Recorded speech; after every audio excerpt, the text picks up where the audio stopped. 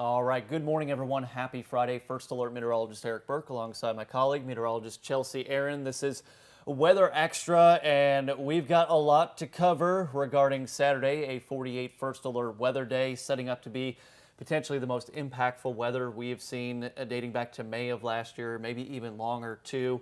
We've got some safety tips for you. We'll go through everything hour by hour, talk about some sheltering guidelines, as well as impacts, give you the latest timeline and information. A lot to get to. Before we get to that, though, we have to mention Friday weather. Actually had a rogue shower pop up earlier this morning. That has since dissipated. Cloud cover will continue to filter out. Unfortunately, the cloud cover kind of got in the way, Chelsea, of the lunar eclipse. When I got into work, I saw it. It didn't look nearly as impressive as it could have. Just kind of looked a little hazy and milky, but the clouds will filter out, mid to upper 70s today, and we're going to have some gusty, just general gradient winds that we'll be dealing with as we go through the day. Could gust between 30 to 40 miles per hour. So Chelsea's going to take over. She's going to drive the bus here for a second and just kind of show you what we're working with. Chelsea? Yeah, Eric, I was sent some pictures from some viewers of the lunar eclipse. Couldn't really see it that great. That's because of all the clouds moving in, and these clouds will continue to stream in throughout the rest of the day. Some peaks of sunshine, isolated peaks will be possible. And here's that storm system that will be bringing impactful, significant, severe weather as we head overnight and through the day on Saturday. You can't really see it that well, but it's in the Great Plains, already bringing a line of showers and storms just due east of Wichita there, and it is going to rapidly intensify as we head throughout the next 12 to 24 hours. Today would be a great day to maybe finalize all of your plans, your safety plans. Make sure you know where you would go in case of a tornado, because again, strong tornadoes, long track tornadoes will be possible as we head overnight and again throughout much of the day on Saturday. Current temperatures pretty mild for this time, sitting in the middle and upper 60s. Like Eric mentioned, winds going to be breezy today. We don't have a wind advisory at the moment. Not yet, at least. They are mulling over the idea of giving us a wind advisory for those sustained winds and, again, those gusts. And Chelsea showed you where that center of low pressure is. It's always just kind of wild to wrap your head around. You know, it's all the way out toward the four corners.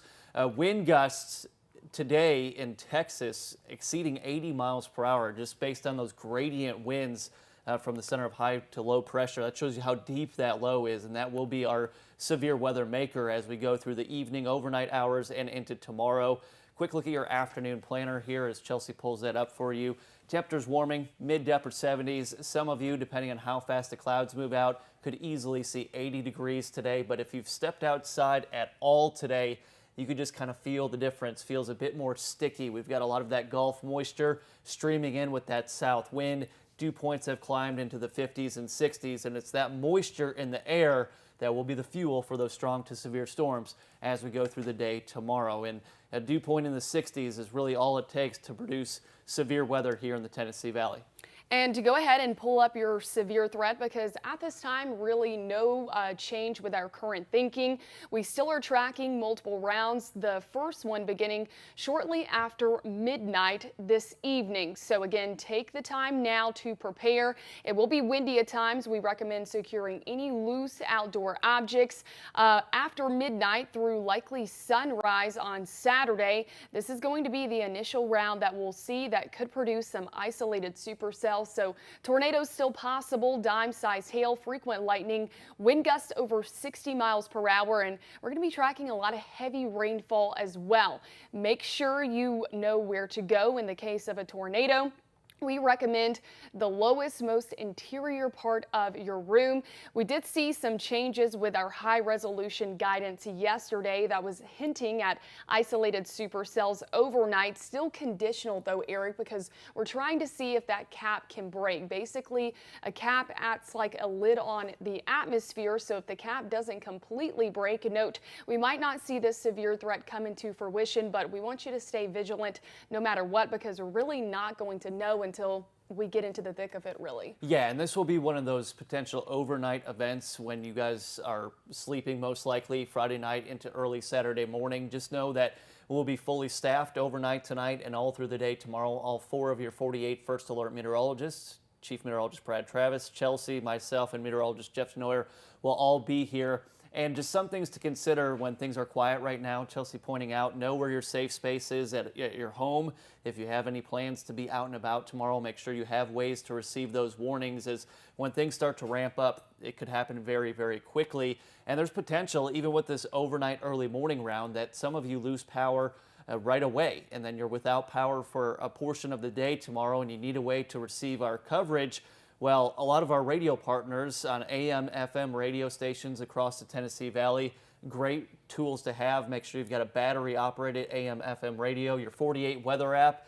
Say you lose power at your house and your router no longer works, you could still go off your data plan and your signal to get the phone coverage that way. Just things to start considering. Secure those loose outdoor items. We'll have more safety tips for you, but Chelsea pointing out that cap or the lid on the atmosphere, this is really the only question we have in the forecast is, do we see the cells popping up overnight? If that cap holds, could still see some strong storms, but they won't reach their maximum potential. But things to get busy through the overnight.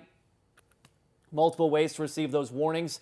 NOAA Weather Radio, the tried and true method. Make sure you go into your phone settings here, and make sure you get those WEA alerts. They will give you, if you're under a tornado warning, it goes right to your phone there. That's a great way. And open your 48 weather app, check your settings on it, and make sure you are receiving those alerts. It will make as much noise as you want the app to make. Yeah, all very, very good information there, Eric. Now, after the initial round overnight, again, we're going to be fully staffed. Eric and Jeff DeNoyer will be in overnight. Brad and also me will be in through the significant round coming likely after the mid to late morning hours. This is going to be during the afternoon and well into the evening on Saturday, and this is where we have a little bit more confidence that we could see destructive winds. We're talking 70, even 80 mile per hour wind gusts, long track tornadoes, several tornadoes. These could be EF3 or higher across the Tennessee Valley, quarter size to even golf ball size hail, and again, very heavy rainfall at times. Now, a lot of people asking, hey, I live in a mobile home, what do I need to do? Even with the destructive wind gusts that we're expecting, not even counting the long track tornadoes, we do not recommend being in a mobile home at all. Again, there's a lot of people across the Tennessee Valley that have some sturdy built structures as their residents. Make sure you reach out to friends, maybe go to a community storm shelter. We'll have those posted on our website, I believe. Yep. Those are all going to be great places to be because, again, you want to be in a very sturdy built structure when we're tracking some primary risk like this, Eric. Yeah, and it's always important to call your local emergency management officials. They're usually county-based, and ask, is our storm shelter open? Typically, the community storm shelters will open when a watch is issued. If I were to guess, we'll be put under a watch pretty early, sometime tomorrow. Might even be a PDS watch, a particularly dangerous situation. That we'll have a lot more information on, of course, as things start to unfold. But we're going to give you your hour-by-hour forecast now. And this is one model run, future radar here, that is indicating that there's at least some form of early convection or storms popping up, these individual cells, and they could have that rotating updraft known as a supercell storm. This is still possible. This is more the what if part of things, but the later Chelsea scrolls into the mid to late morning hours and then through the afternoon and evening, now we're talking multiple waves or rounds of storms. And the severe weather threat, this is a long duration event. It's going to be tiring for you at times. I'm not saying it's going to storm from 6 a.m. all the way through midnight into Sunday morning. We'll have breaks from time to time, but this is still multiple rounds of storms coming in. And if you just go back a little bit, Chelsea, and kind of go through it more hour by hour, let the people know exactly what we're looking at here. Yeah, Eric. So again, afternoon and evening, this is where we have more high confidence, a significant round of, again, severe thunderstorms. And like Eric mentioned, this is going to be a long duration event. So just make sure you are staying vigilant throughout the day. Have multiple ways to receive watches and warnings. 3 o'clock, again, we could see more of those supercellular in nature storms. As we head later into the evening, we're likely going to see a squall line. And we're also watching for convection that's happening to our south, because there is a possibility that that convection, Eric, could choke off and, again, lessen the intensity, the severe storms here in North Alabama and southern Middle Tennessee. But those are just things that we're going to have to watch basically play out when they're happening in real time. And we've seen that situation happen before where places like Birmingham, central Alabama, even farther south, they get the worst of it and we kind of get cut off like you mentioned and we get more of a heavy rain event. That would be best case scenario for us and not so much for our neighbors to the south, but that has happened before. So yes, we are forecasting an impactful day, but there's still so much uncertainty and scenarios that can unfold that would either lessen or enhance our threat for severe storms. That would be best case scenario for us, is showing us getting cut off in the heavy rain event and wind unfolding, but bad news for our neighbors to the south. Now, Chelsea's going to walk you through, this is what we call helicity tracks. It basically is the model saying these are the places where the model says, you know, we could see storms that have rotation in them, and we are expecting rotating storms with that mid to late morning, afternoon, evening round too. And it's going to look fairly concerning, but the model is, of course, just showing potential here. This is now as we go through Saturday. This is Saturday at noon, and we're already seeing a few helicity tracks showing up, but watch how much they increase the later we go. Mentioning that squall line earlier, this would be embedded with it, plus some of those cells that are out alone by themselves showing potential for rotation. And again, this lasts well into the evening. So make sure you're very prepared for this to be a sunrise to sunset event. And note, if you lose power, you might not have power for several hours. And we do not recommend traveling at all throughout the day. There's really no good breaks within the day that we can give you where you're going to be safe and sound. Yeah, and going back to power outages, if you pull up our radio partners, Chelsea, these are stations that typically, if we are in continuous coverage, they will just play our on-air coverage, and you could listen to what we're saying when we're calling out towns, specific roadways, telling specific communities to seek shelter. This is great information. Again, AM, FM radio, battery operated. That's a great thing to have in your safe spot. We've got WFIX out there in the Shoals. We've got WRSA, Mix 96.9 here in Madison County. Several others on AM and FM channels, including Middle Tennessee. Take a look at your NOAA weather radio. Make sure that is plugged in. The batteries are good. It's programmed correctly. If it is a Midland weather radio, it's got a switch, a black switch on the right-hand side. Make sure that's in the on position. Otherwise, you will not get that vital information as these warnings are coming out. Couple more pointers. I mentioned the 48 weather app. Hit settings. You go in. It gives you all kinds of alert options for severe weather. Check those sliders on. And take a look in your front and backyard right now. We're already forecasting some gusty winds through the day. Secure those loose outdoor items, even things like a potted plant, for example, with strong winds that becomes a projectile could blow around too. So all good things to consider. Travel not advised through most of the day, kind of just a hunker down type Saturday. A lot of events outside have been canceled, postponed, rescheduled because of the imminent threat of severe storms. And something else to point out, Eric, a lot of you who came to our last weather radio programming event, you wanted multiple counties programmed into your weather radio. Note, these storms are going to be coming from the southwest, moving to the northeast.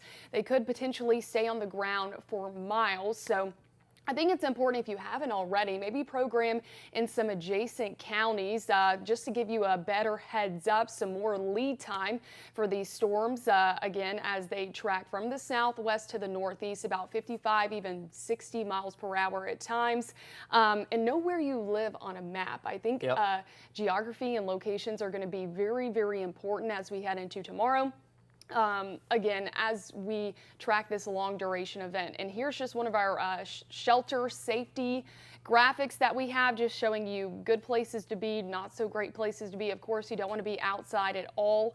As we head into tomorrow, your garage, also not a safe place to be, because the garage doors are going to blow in and then your roof will come off. Living room, you want to get away from all windows and doors. So the most interior part of your residence or home, a closet is a great place. My parents that live just west of Birmingham, we do not have a basement, but they have a closet that's right underneath the staircase, and that's typically where they go.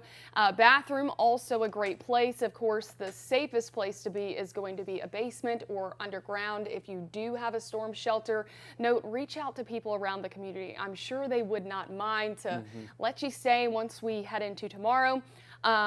Also, you can protect yourself if you have helmets, bike helmets, cover yourself with blankets or a mattress, anything to protect your head. Your head is going to be the most important part of your body that you want to protect. Yep, I know that's a lot of information. Again, you could rewatch this video.